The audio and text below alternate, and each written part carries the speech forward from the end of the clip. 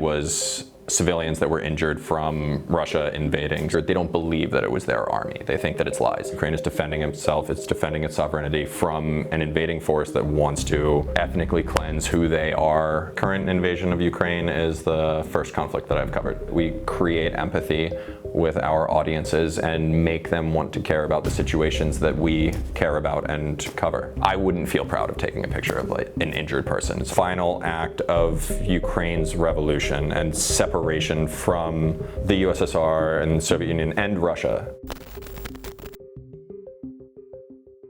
I'm Wolfgang Schwan. I'm a photographer.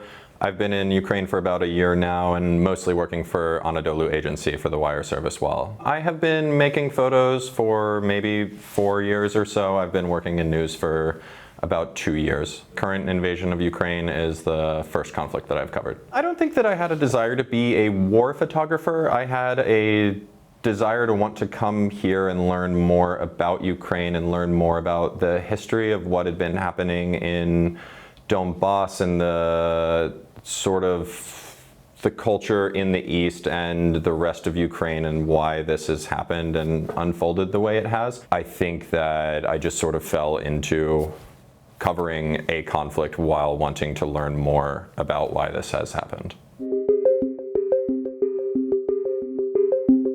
The intention when I first came here was to work on a longer, more environmental story, but in the Donbass region, on the coal mines out there and the neglect of those because of the war that had started in 2014, and ended up finding more steady work, working for The Wire, shooting daily life of soldiers in the trenches on the Ukrainian side. For most of the time that I've worked here, I've worked for Anadolu agency, which is a wire service. It'll be just like pure fact, pure photos, what's happening, more daily news, and then those photos can be used by any publication or newspaper or magazine in the world, website, whatever have you.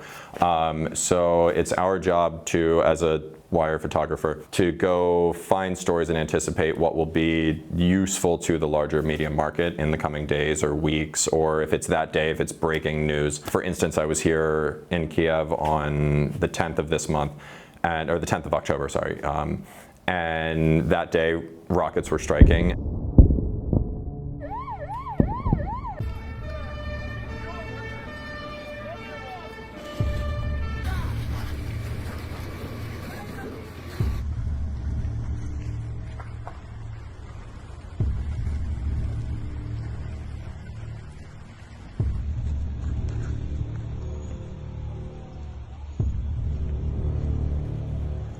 That day, it's my job to try to get to the scene as quickly as possible, make photos of that and get them out as fast as possible so that somewhere like CNN or MSNBC or whatever publication out there can use those photos in their stories as quickly as possible. This last trip, we're heading into winter in Ukraine, and a lot of people in the East, in these liberated territories, are dealing with lack of electricity. They're dealing with lack of heat through blown up gas lines and whatnot. It was a little bit of my objective on this trip to cover those issues of people dealing with those circumstances, because there will be a lot more stories going forward into the winter on those problems. Anticipating the war, I think that it looked like from the outside that this would happen. Coming here in January and speaking to Ukrainians, the overwhelming sense that I got from almost everyone here was that, of course, that won't happen. Russia won't invade. And for basically up until like 2 days before the war, everyone that I talked to did not think that this would happen. And from speaking a little bit at depth with folks, I came to the conclusion, I think, that it was a little bit of the boy that cried wolf with a lot of people here, and a fatigue of Russia doing this for so many years. There's been very similar buildups the last few years before this one. And I think people just got tired of worrying, is a little bit of like how I interpreted the conversations that I've had. As far as me being more prepared to cover the conflict, having been here for a couple months, of course, if I was here for years beforehand and had lived in Ukraine before this and had worked here a lot more, studied here, I think I would be better equipped to tell the story. But I think having come for a few months beforehand made me able to navigate the situation, at least like have a footing here, have friends, have a little bit more of an understanding and ease of getting around and being able to do my job more effectively to tell the story of what is happening. On the 24th, on the first day of the war, I had been staying in Bakhmut for almost 2 months. I rented a flat out there, and I was working kind of just like all up and down the front line from like Stantia Luhansk in the north all the way down to Mariupol over these 2 months. Kind of the week leading up to the war, a lot more rhetoric was getting pushed. Putin made his speech recognizing the annexed territories, or not annexed at that point, he's just recognizing the separation of Luhansk and Donetsk. The night of the 23rd, there was a lot of weird movements with like, on the Russian side, there was a complete media blackout. There was no internet for a lot of people, so that seemed weird. The Ukrainian side, they shut down every single airport in the country that night, and it looked like it would happen. So I was working with 2 friends and colleagues, Alex Laurie and Justin Yao. We were staying together. We were debating going south to Mariupol to work on a story there if it did happen, or to head north to Kharkiv, Decided to go to Kharkiv with the intention of, we'll go and cover what we can there, and if everything seems like it's collapsing and Russia's rolling over everything, then we'll move towards Kiev, which is on the way out. Surprise the entire world, maybe has surprised themselves with this like valiant defense of themselves, and at this point like pushing back the Russian army. Anyway, so on that day, we wake up at 3 or 4 in the morning to the news that this is starting. We pack our bags, get in the car, and we head for Kharkiv. On the way there, we're reading Twitter. It looks like the entire country is like paratroopers are falling on Borispol.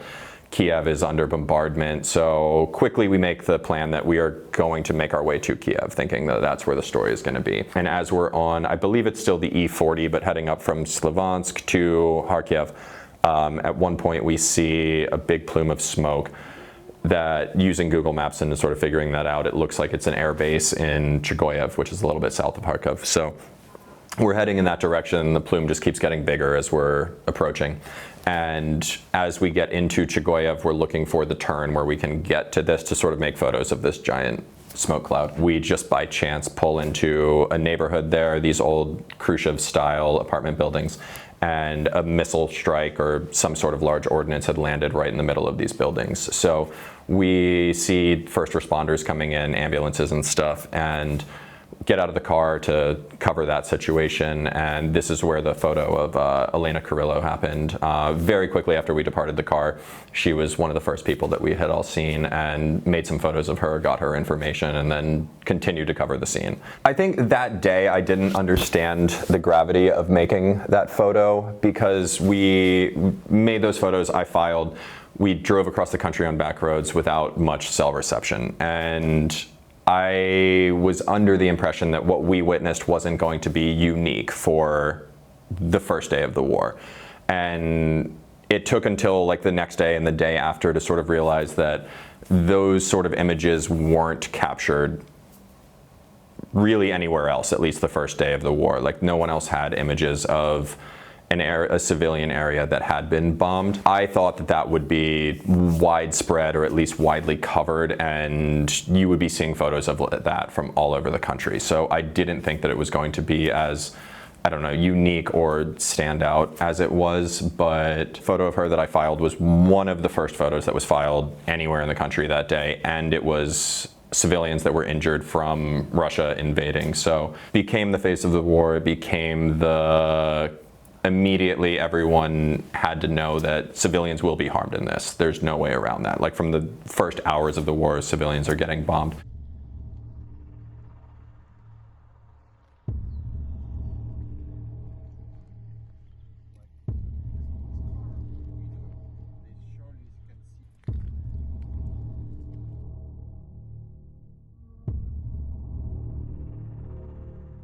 I think I felt in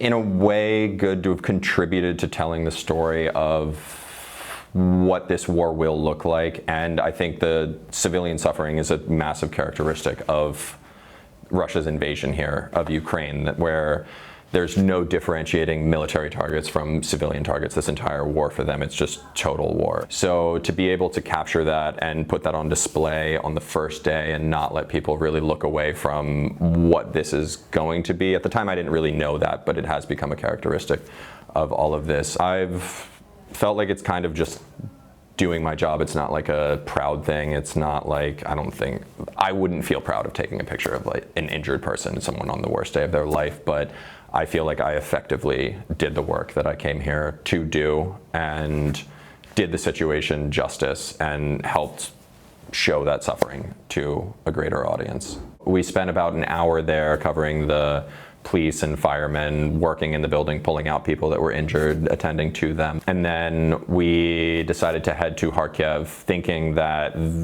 what we had just witnessed is happening all across the country. So we head to Kharkiv. It's much more calm. Seems seemingly normal, like there's a very tense feeling in the air with everyone, but people are still waiting at bus stops, but all checking their phones and kind of looking around, seemingly they're going to work. The other two guys that I was with, they had to file.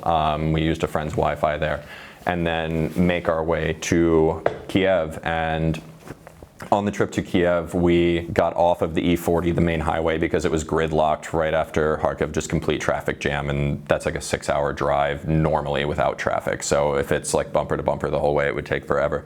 So we just took back roads, which took 10 hours from Kharkiv to Kiev with almost like no cell reception the entire time. It was a really surreal experience knowing that the war has started, seeing what we saw that morning, but having a very calm back roads drive at the end of winter with melting snow, and it was like a clear blue sky that day, so sun's out, very beautiful day, but knowing that all of this chaos and terror is happening across the country. It was a very, very long day, so we had gotten up at 4 a.m. on the 24th and then didn't end the day until we got into Kiev at midnight, 1 in the morning on the 25th. Even on the October 10th here in Kiev, I was messaged by a few different outlets around the world and talked to, I believe it was a Dutch newspaper, about Russian claims or influencer claims that the women that were hit at the Samsung building, or building 109, I believe, next to the electrical place near the train station here in Kiev, that they were actors. And it's been an issue this entire war, and I think to people in Ukraine it's nothing new. It's like there's been Russian propaganda bleeding into this country for years and years and years now. But for me, this is a new thing to see here, and to have images that I personally made that day. In the course of hours, the image that I made of Olena is plastered onto a newspaper article from 2018 with a gas leak explosion. It was, from my point of view, it was interesting to see how we have the expression, how the sausage is made, to that quickly watch the breaking news that I photographed turned into a lie, and to see people believing it. It's kind of fascinating and terrifying simultaneously to see the speed at which Russia is able to churn out this disinformation, and because it's so fast, it turns out to be effective. It's horrifying, it's worrying, it's terrible that someone's paycheck comes from doing that sort of work, I'm assuming. But it's something that's widespread across the entire world. It's not unique to here. Maybe this is the first time that it's so quick in our social media age during wartime and used effectively. I think it'll be interesting to see years from now the reach of Russian propaganda. I was having this conversation the other day with a colleague we're sort of just speculating and wondering, is this mostly for Russian consumption domestically, so that population stays in support of the war? They don't question it. They think that whatever their army is doing, they're not really targeting civilians, so that they see civilians that are injured, they don't believe that it was their army. They think that it's lies. Or is this kind of reaching around the world? I don't know the answers to that. This is just questions that I had, and there's going to be college courses on this one day, and the age of disinformation. And we have this in the United States with the kind of like post-truth era with Trump and calling everything fake news and not believing the mainstream media, and it's a major issue back home as well. But I think it's to like go into like the individual and to humanize it. For Olena that morning to go through very likely the most traumatizing event of her entire life, and then to be dragged across the internet on one end from people just seeing her through my photo is extra traumatizing to like an infinite degree. To have your face blown up there, propaganda aside, to be the face of this war and to have media from around the world wanting to get her information and contact her and do interviews after you've suffered so much is crazy, and I can't imagine living through that.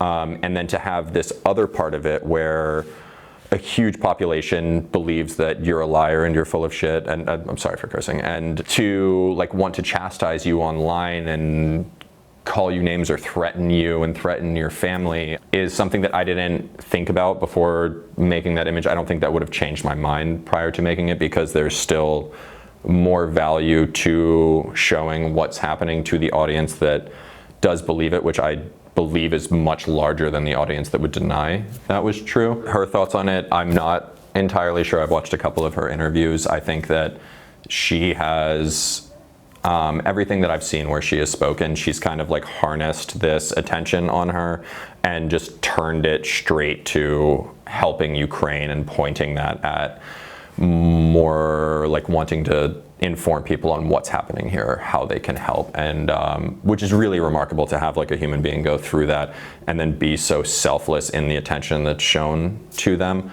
and just point it to helping her people. I'm actually meeting her for the first time when I leave here and go to Poland. She's had a handful of eye surgeries and is still doing a few more, but she's fine overall. We go out and we make photos on what's happening, and most of the world believes that that's true, and it's our job to show the truth and depict these situations truthfully and try and give as much information as we can.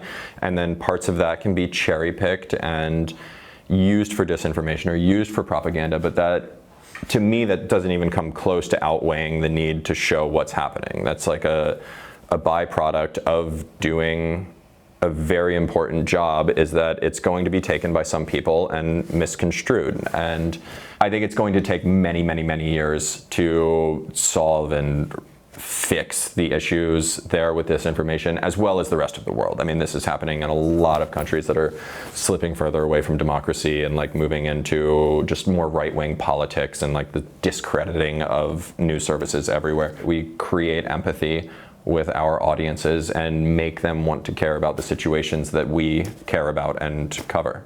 I guess in a way, helping Ukraine win, it's like, it's not my job or my intent really to be here to help Ukraine win. It's like, it's my job to inform the audience back home on what's happening. And as a journalist, it shouldn't ever be your job to directly like come in and like, I want to win this war for this side. That's biased. I want to accurately depict what's happening here, and it just so happens that this is a very just war for Ukraine. Ukraine is defending itself, it's defending its sovereignty from an invading force that wants to ethnically cleanse who they are, whether through genocide or whether through just erasure of their language, their culture. By photographing that and informing a public back home, I think that it's helping to justify why, in my country, the United States, is sending billions and billions and billions of dollars here, and why they need to do that in a time. I care deeply about what's happening here through everything that I've seen and the people that I've met,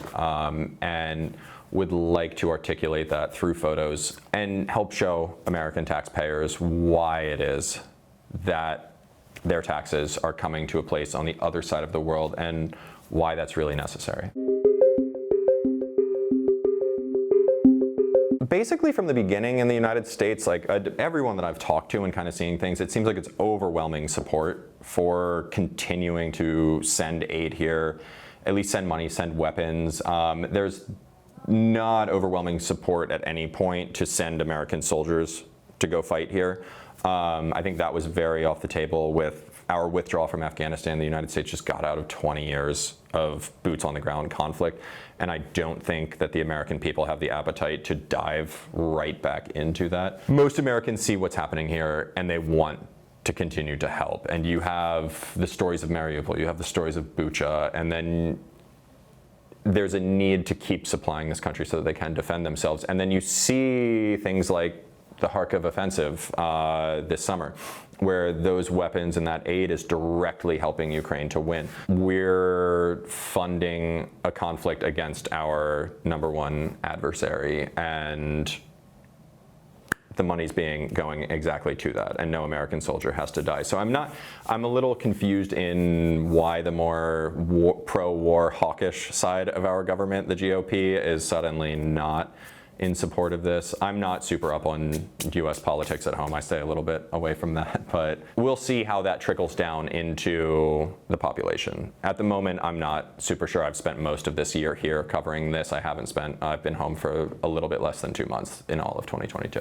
I went home for like a month and a half, and then came back here to work on some other things, mainly in Donbass, and then did the same thing again where I go home and then come back here. So it's like part of me has my foot in the door in Philadelphia with the company and life there, and then part of me wants to continue to help show what is happening in Ukraine to a wider audience. And for me, it's like I've fallen in love with the country and the food here and the people, and would like to keep spending time here to learn more about what it is here that's happening and why through the history and talking with people. It's not just Donbass where this is happening. It's Donbass is the people there are affected, and the people in Lviv are affected, and the people in Donbass are affected by the people in the west of Ukraine. So it's not, that's just the region where the most fighting is happening. That's the region where sort of like the explosion happened in 2014. But it's all of Ukraine's story. And I would like to keep coming and keep learning about this, and as things unfold and the situation changes, and this, hopefully someday this war comes to an end, and to see how reconstruction happens. Like, does Ukraine really find a way to include those people and accept this diversity, or make everyone in Ukraine speak Ukrainian in like a forced way, or do they kind of invite the people from the East to want to be more Ukrainian speaking, more, I don't know, but like to bring education and bring money back into that region and find ways to lift that up so that they're not looking for the greener grass on the other side, which I believe happened.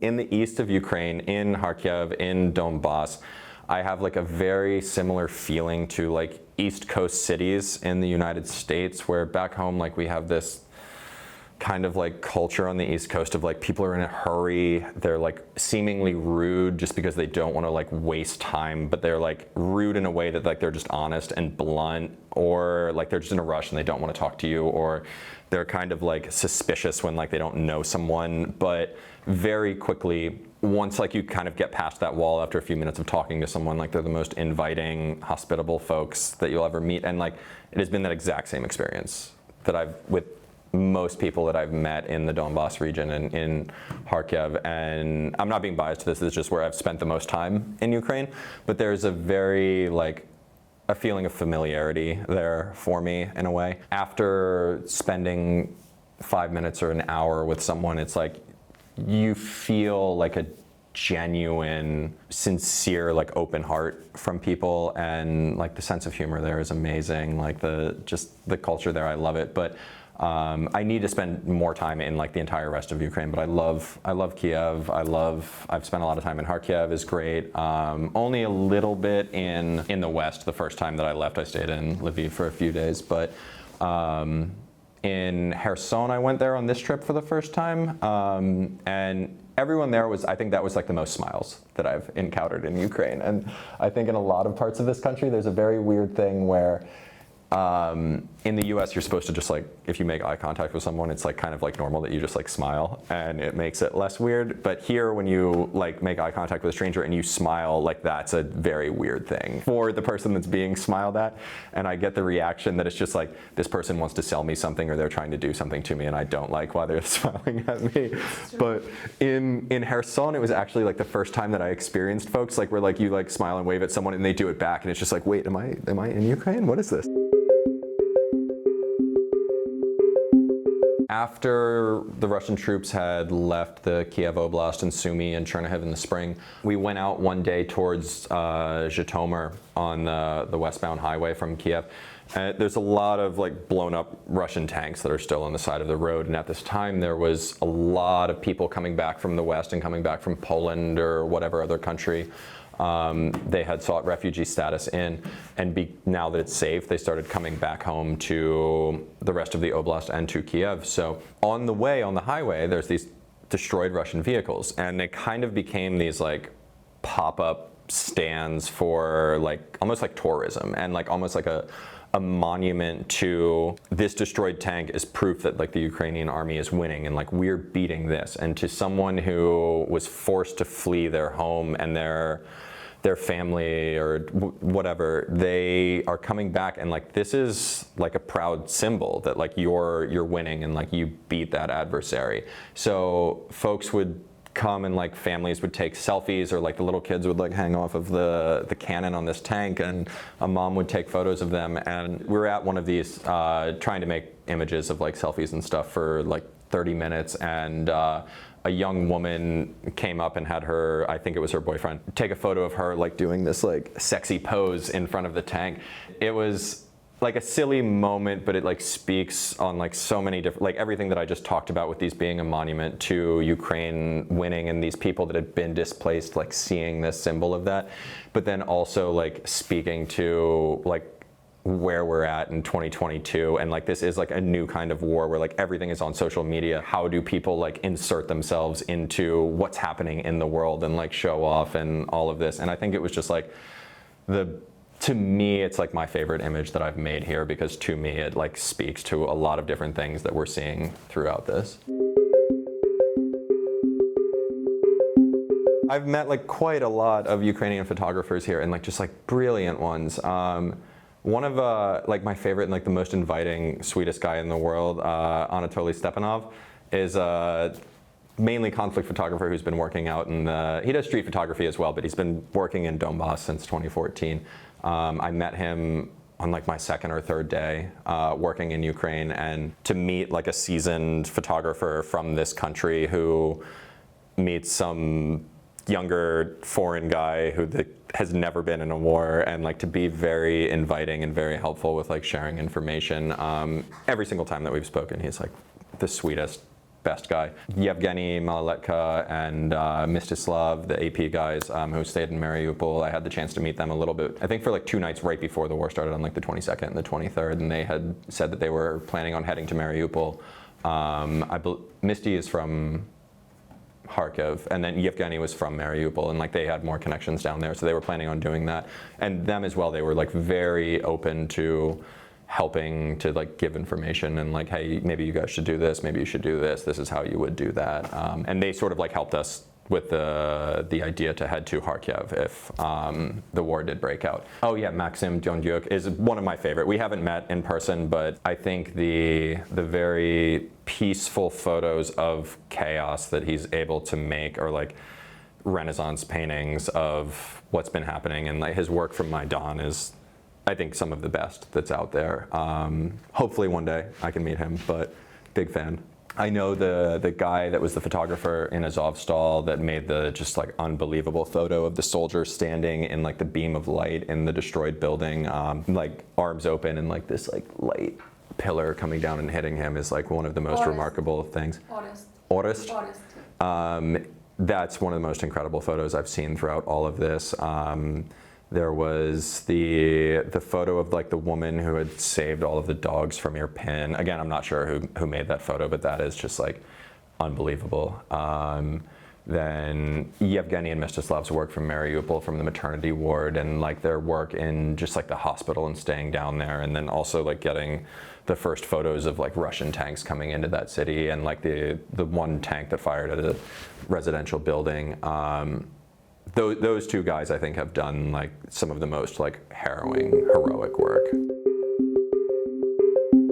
This isn't like the whole war. This is just like the larger, not just the larger invasion of like the war that started in 2014. The way that I think I've come to understand this or be taught about this is that this is a little bit like, in a way, like the final act of Ukraine's revolution and separation from the USSR and the Soviet Union and Russia as a whole, and kind of forming or solidifying their sovereignty. So this kind of, in a way, it started 1,000 years ago. In a way, it started in '91 with the breakup of the Soviet Union. In a way, it started in 2014. And I think these are all just chapters in the history of Ukraine, but I think that this may be the final part of not the relationship with Russia, but like the separation and breaking away from the tie of Russia wanting to control this land.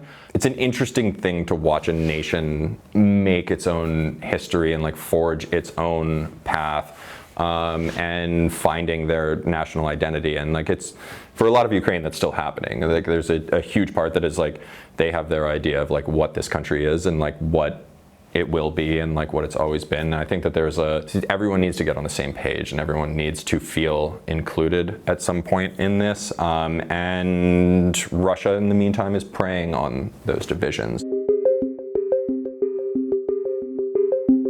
Any journalist or younger folks that are coming here, like whether it's like you've been here a lot or it's your first time, I think just like trying to go to as many different areas and speaking to as many different people about the history of this or their family's history of this, because it can differ so much here, and opinions on things, because it's politics, and where you stand is deeply affected by like where your family was before this and like their experiences and stuff, and try and learn what's happening and why that is from folks that are here and living it, I think is the most important part.